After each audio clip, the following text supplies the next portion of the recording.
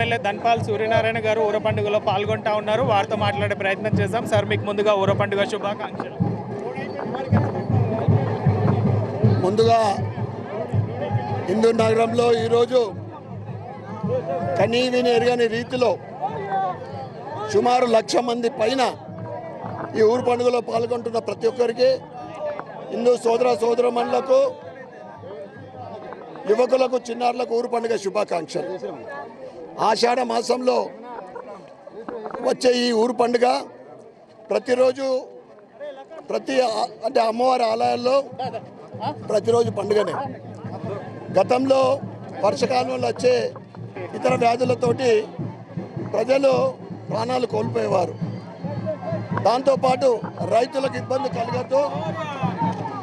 రైతుకు అనుకూలమైన వర్షాలు పడి మంచి పంటలు పండించాలా, ప్రజలు ఎటువంటి రోగాల బారిన పడొద్దని అమ్మవారికి బోనం సమర్పించుకునడము ఇది గత 90 సంవత్సరాలు 100 సంవత్సరాల నుండి ఇందూరు నగరంలో జరుగుతున్న ఆనవాయితీ. ఈ ఆనవాయితీతో పాటు రోజు రోజుకు కూడా ఏదైతే గత 11 సంవత్సరాల నుండి కేంద్రంలో నరేంద్ర మోడీ ఏర్పడిన తర్వాత దేశవ్యాప్తంగా సనాతన హిందూ ధర్మం జాతరలు రోజు రోజుకు పెరుగుతూ ఉన్నాయి. దాంట్లో భాగంగా ఈరోజు హిందూ నగరంలో ఈ ఊరు పండుగను ఘనంగా జరుపుకుంటున్నారు. సందర్భంగా ప్రతి ఒక్కరికి శుభాకాంక్షలు మరియు మీడియా మిత్రులు శుభాకాంక్షలు తెలియజేస్తూ, ఏదైతే ఈరోజు హిందువులందరూ కూడా కులాలకు అతీతంగా, రాజకీయాలకు అతీతంగా మనం జరుపుకునే ఈ పండుగ భవిష్యత్తులో ఇదే విధమైన ఐక్యత హిందువులలో ఉండాలని కోరుకుంటూ, మరొకసారి హిందూ నగర ప్రజలందరికీ, జిల్లా ప్రజలందరికీ ఊరు పండుగ శుభాకాంక్షలు, శుభాభినందనలు తెలియజేస్తూ భారత్ మాతాకి జై. ఈ ఊర పండుగలో భాగంగా ఎమ్మెల్యే గారు ఇలా చెప్పులు లేకుండా కూడా నడుస్తూ ఉన్నారు. సార్, మరి మీరు చాలా దైవ చింతనతోటి ఈ కార్యక్రమంలో చెప్పులు లేకుండా నడుస్తూ ఉన్నారు. మీ కాలికి గాయం కూడా కనిపిస్తూ ఉంది.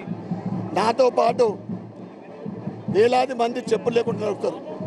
అమ్మవారికి భక్తిపూర్వకంగా చేసుకునే ఈ ఊరు పండుగ మాతో పాటు ప్రజలందరూ కూడా నిస్వార్థంగా అందరు బాగుండాలని చేసుకునే ఈ ఊరు పండుగ ఇది సార్వజనిక్, అందరం కూడా కలిసికట్టుగా చేసుకునేది కనుక ఇది భక్తి అనుకోకుండా ప్రజలలో ఒక 2-3 రోజుల నుంచి ఊరు పండుగ వస్తుందని ఒక ఉత్సాహం, ఒక ఆనందం, ఎప్పుడెప్పుడు వస్తుందని ఎదురు చూసే ఈ సందర్భం, అంత గొప్ప పండుగ ఈ ఊరు పండుగ కనుక నేను కాదు, నాతో పాటు వేలాది మంది చెప్పులు లేకుండా నడుస్తూ ఉన్నారు. ఈసారి ఊర పండుగలో ఏం కోరుకున్నారు సార్ నిజామాబాద్ అర్బన్ ఎమ్మెల్యేగా? ప్రజలందరూ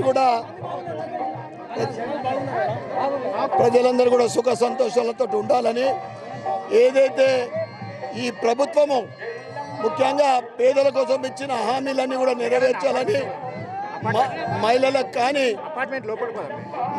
కానీ యువకులకు ముఖ్యంగా పేదలకు ఇచ్చిన హామీలన్నీ కూడా నెరవేర్చాలని నేను అమ్మవారిని కోరుకుంటా ఉన్నాను.